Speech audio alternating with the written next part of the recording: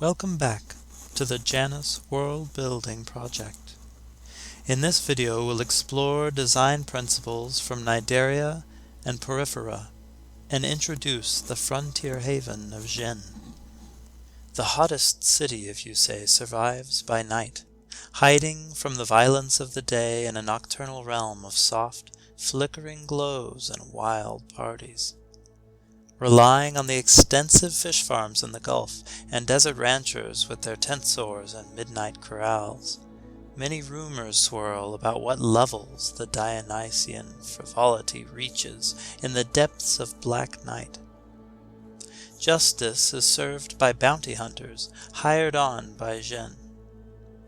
Whispers that Zhin slowly cannibalizes Thoth blur truth and metaphor, while crepuscular raids from the desert spark paranoid accusations.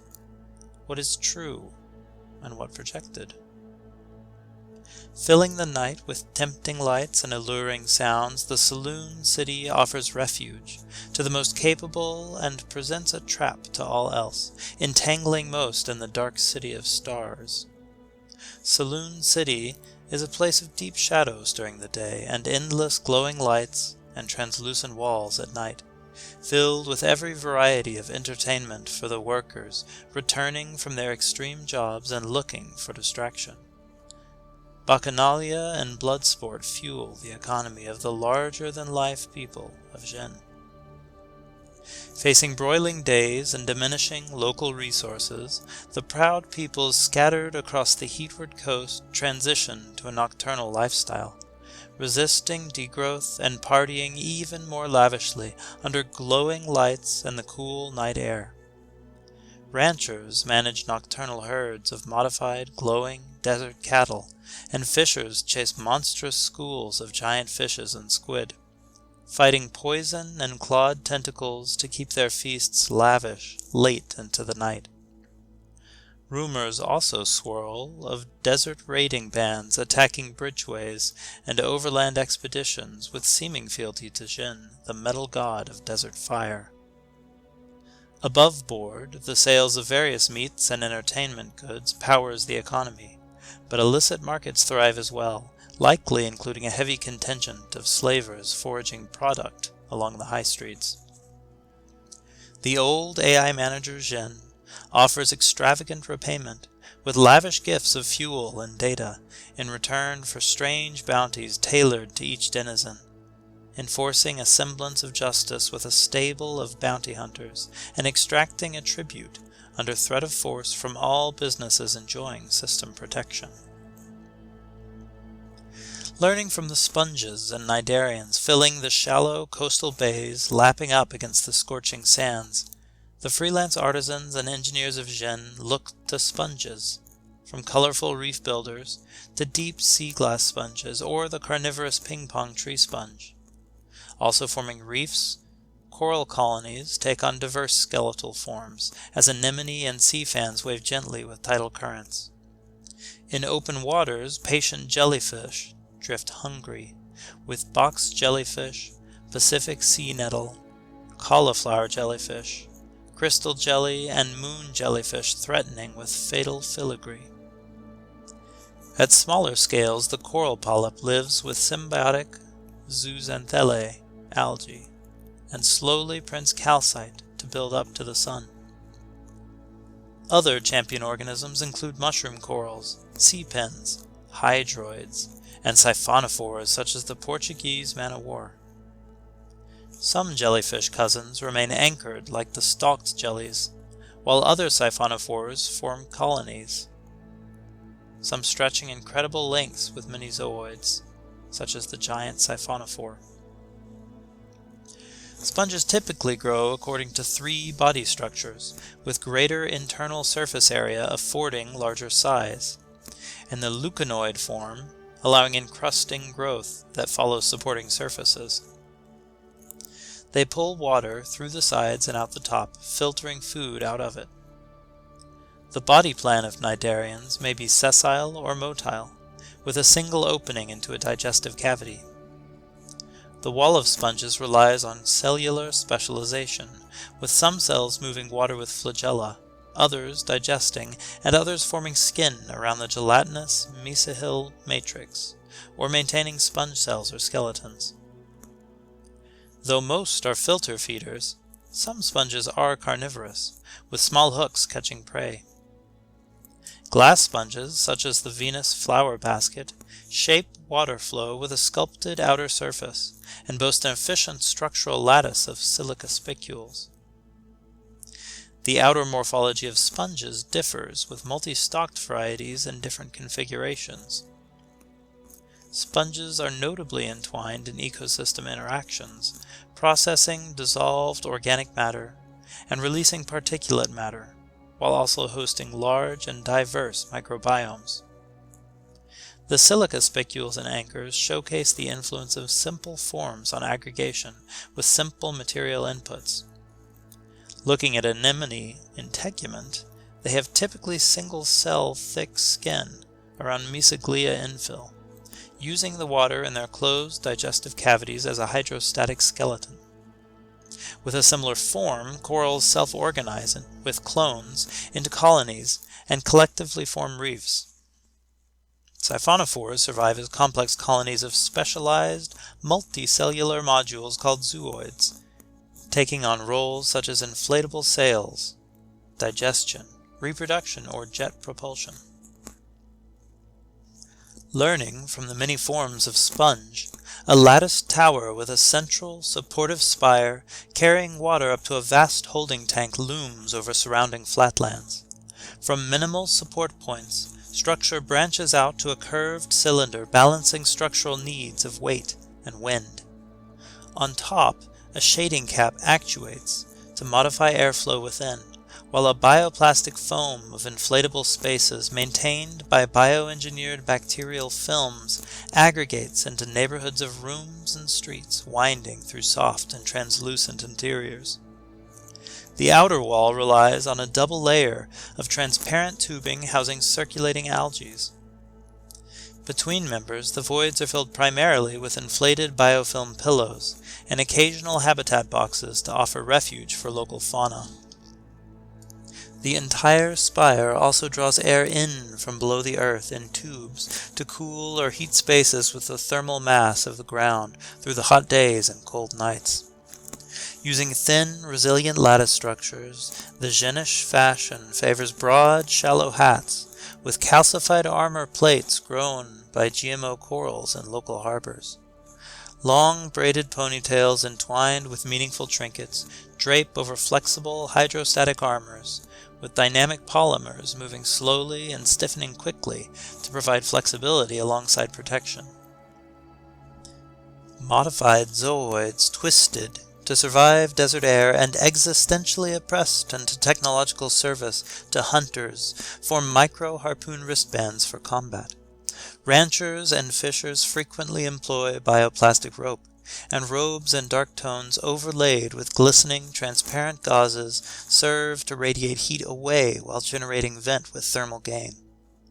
For larger quarries, terrestrial or marine, cage suits protect from slashing attacks with minimal weight and heat, using radiant cooling arrays to transfer temps from the body to the outer shell.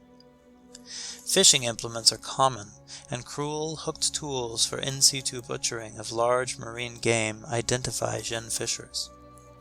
Ranchers use versatile tensors, deploying between mobile habitation, hot air balloons, and parasails for long hunts or ranching of broad and dangerous herds.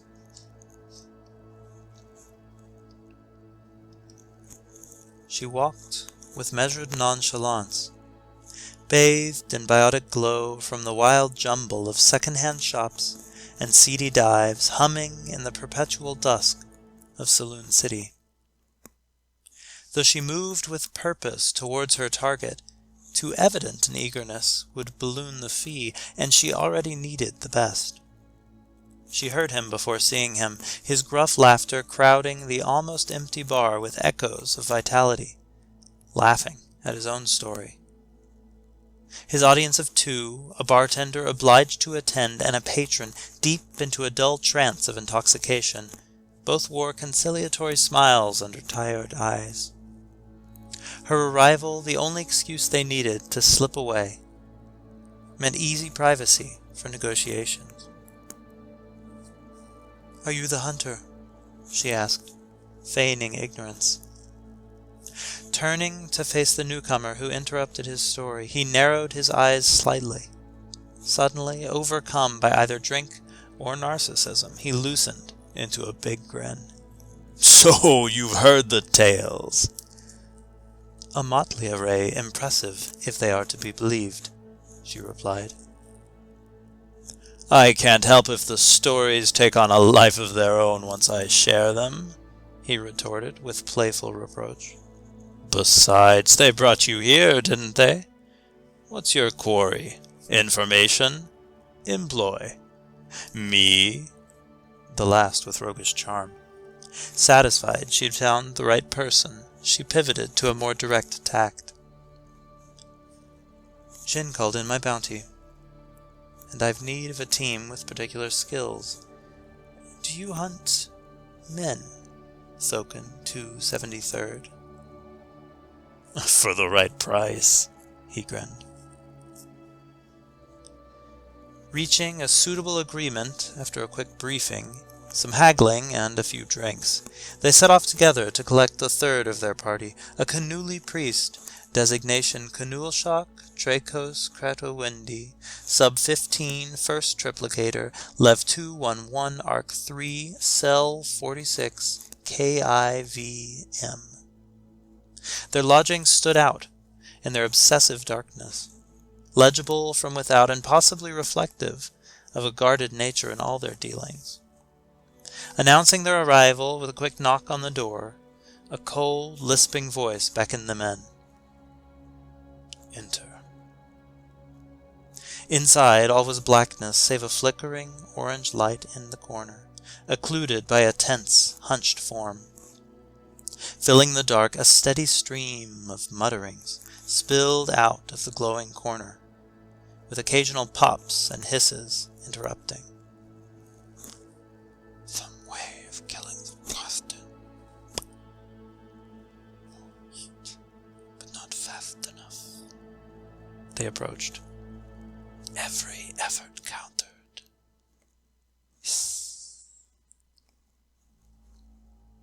Like the work of some hidden intelligence."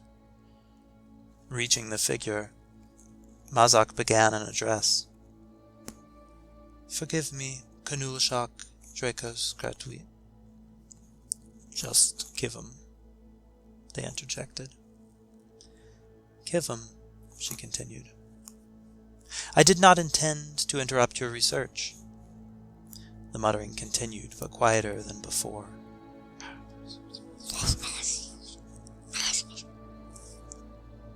"I hope you received my letter of interest in submitting to you a request for proposal of services." "Well documented," they replied. "May I inquire as to our interest in submitting?" Uncharacteristically, they turned to face the visitors, fire flickering across their ornate, three-faced mask, and replied without further protocol. "I offer my full support of your bounty on one condition." "Name it." "You must, in turn, support my own quest, and take me to the heart of Glurn, that I may slay Lunok the Deceiver." Silence. "That's a death wish," Thoken murmured with ambiguous intonation. "But what a hunt, child of Thalorwa, with a steady stream of kills on the way in." Thoken tensed, a hunger telegraphing through his stance. Sounding cross, but somewhat resigned, Mazak replied, "Terms accepted." They held out a simple form memorializing the terms. "Your signature." She obliged. "We leave it done." The next morning they met in the soft, bioluminescent glow of Saloon City's market streets, and started on their long journey coolthward, departing the high road in favor of the open scrublands on the coast of the broad Atlantic Ocean. Knowing the risks of bounties parallel or counter to their own after the mysterious whims of Zhin, Mazak arranged a ship to meet them covertly at dusk, in one of the many inlets frequented by fishing vessels, that their trip might quicken up the winding Mizpah on their way to the sustainment, and within to the spire of Janus. Thank you for your time and attention. Please like and subscribe if you'd like to see more. Be well.